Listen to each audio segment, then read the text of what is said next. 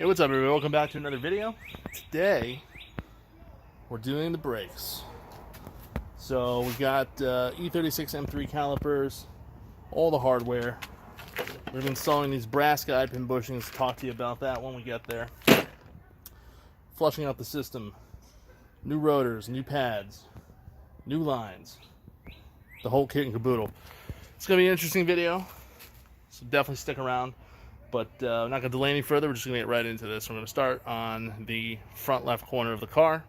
We're going to move our way to the rear. As with any brake job, first we're going to start with our rotor. Now, E36 M3 rotors are directional,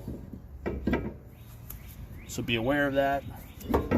Part of the upgrade here is we're running directional rotors, and they also are larger than the factory rotors are. Install our set screw, which is a 6mm Allen. That'll keep the rotor in place.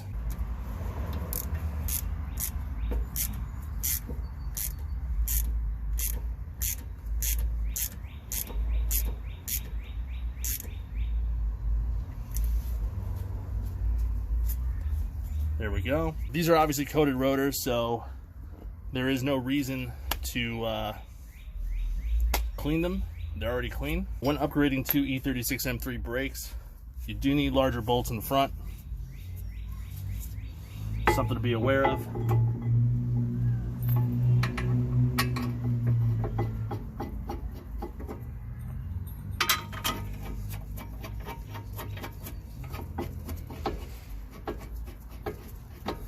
Unfortunately, the larger bolts are like E36, E46, M3 specific, so they're not cheap. Kind of is what it is.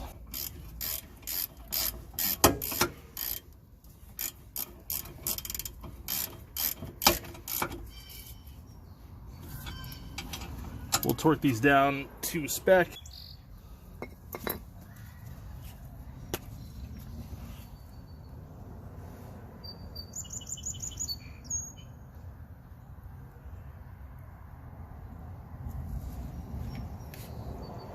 Just using some copper anti-seize as lubrication, and we'll sit it into position. I'm going to do the same thing for the inboard pad.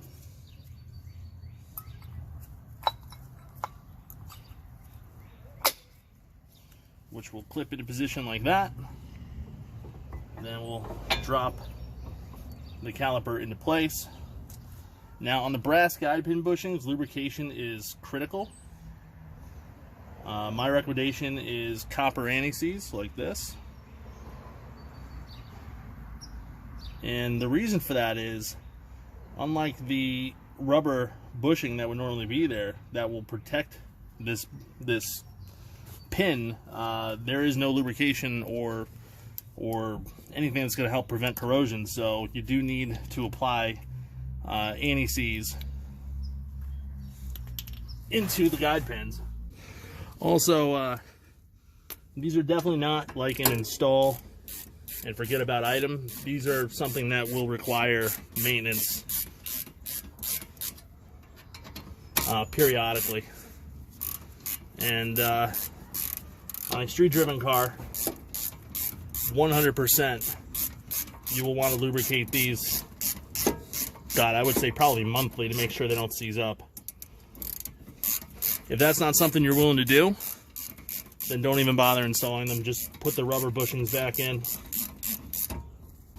However, the advantage of these bushings is that they don't twist, they do not move.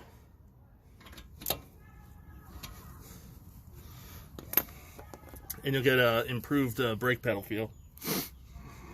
Next, I'm going to go ahead and get the anti-rattle clip installed. The trick on these is to lay them like this, and then push them in. That's all you have to do. Torque spec on these carrier bolts, 110 Newton meters.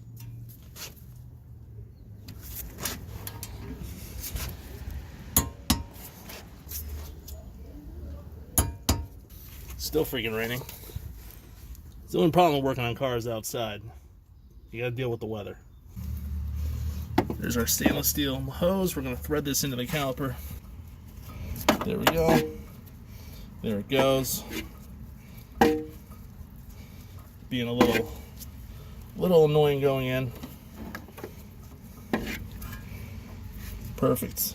When you have a caliper fitting like this that threads into the caliper versus a banjo fitting, you want to get it installed and tightened on the caliper first, and then we'll reroute the hose where it needs to go, and then we'll thread the flare nut fitting onto the end of the hose.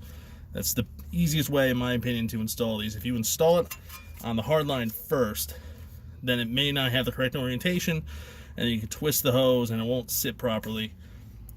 So in my opinion, it's always easier to install it on the caliper first and then put it onto the hard line. Now there's a banjo fitting on the caliper. It doesn't really matter at that point. Only when the hose has to thread into the caliper do I recommend doing it on the caliper first. Take a 14 millimeter flare nut wrench and just get this tightened down. Now there is a torque spec for these, but you're only going to be able to torque it if you have a crow's foot, which, believe it or not, did order them, just don't have them yet. So I'll come back later on and torque these, but it's not really important right now. It's just we're looking to get everything installed. So now we gotta route the hose, and to do that, I'm just gonna take a little bit of silicone lube, silicone paste, grease. I'm gonna put it right there on that retaining bracket, and that's just gonna make installation of that rubber grommet a little bit easier.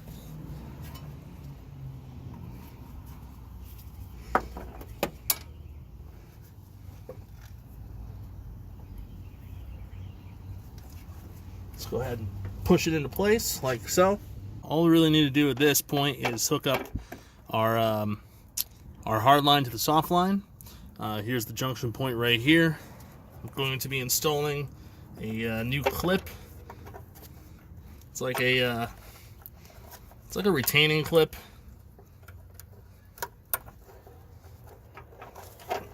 Get that into place. Take our soft line, move it into position.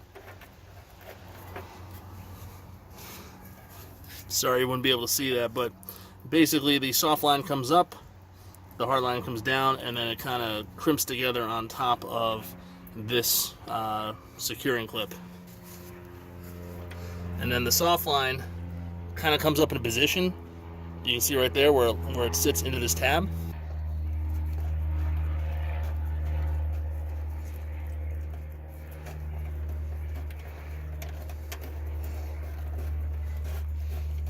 Sorry, I know you can't see anything. I'm trying to do what I can here, but it just is what it is, unfortunately.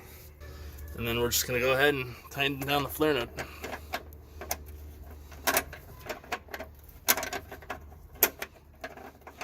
Also, believe it or not, there's a torque spec for the flare nut as well. Again, would need some kind of flare nut crow's foot, which I do not have. Ordered a set, I should have them at some point. I'll put the torque spec in the description. Just gonna keep cramping down on this until it's locked in place, pretty much.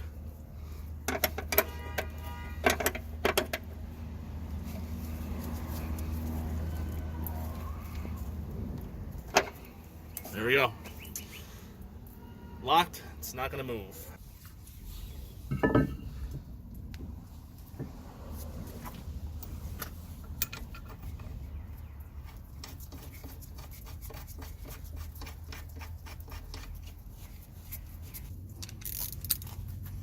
And these are 16 millimeters as opposed to 18.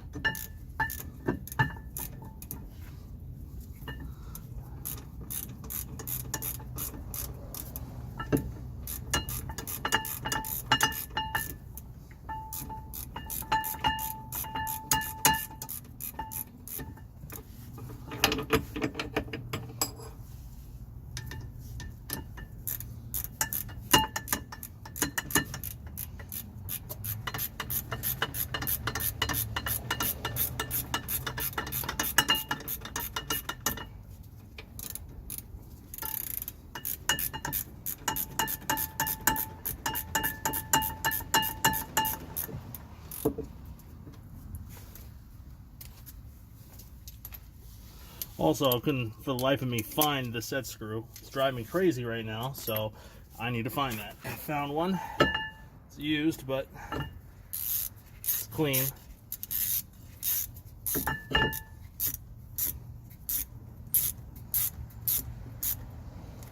There we go. No more annoying rattles. And the guide pins, of course, are 7mm, and they are obstructed as hell. So, do not want to disconnect the shock. So what I'll end up probably doing is taking a 7mm wrench, just backing these out.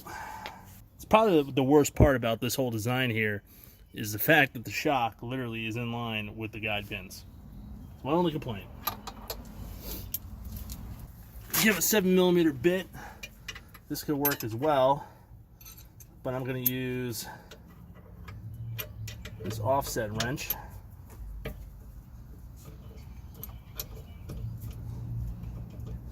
Yeah, this is one of those things where it shouldn't really be a problem, but it is. It's not the, seems like the design was a little bit of an afterthought, at least on this end. Take our outboard pad, just place it like that. In case you're wondering, these are HP Plus pads, Hawk HP Plus. So fairly aggressive brake pad.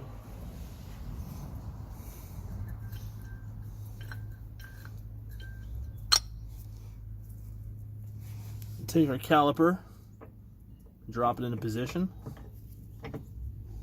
like so. And now we'll lubricate the guide pin.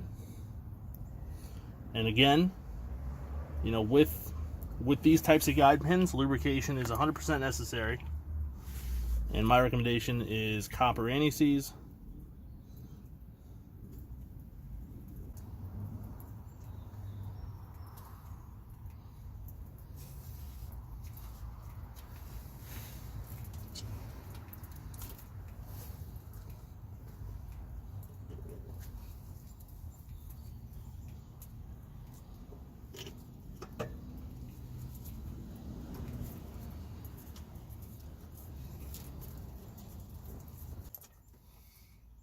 And then what I'm going to do in the future, I'm going to get a 1/4-inch ratcheting wrench and glue one of these bits into it, because then I can come back here, wind it out, no problem, and there won't be anything in the way.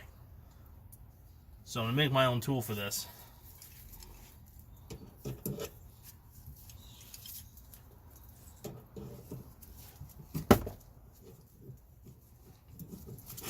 Because, you know, this right here is kind of a pain in the ass. Nothing about this is ideal.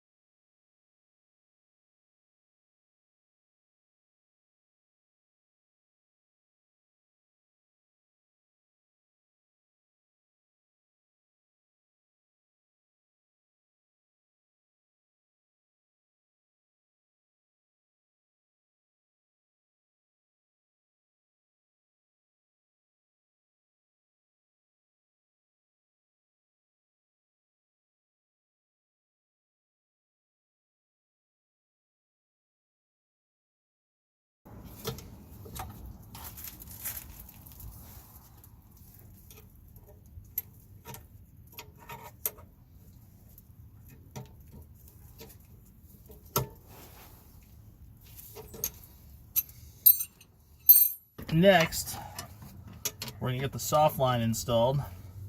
Comes in through here.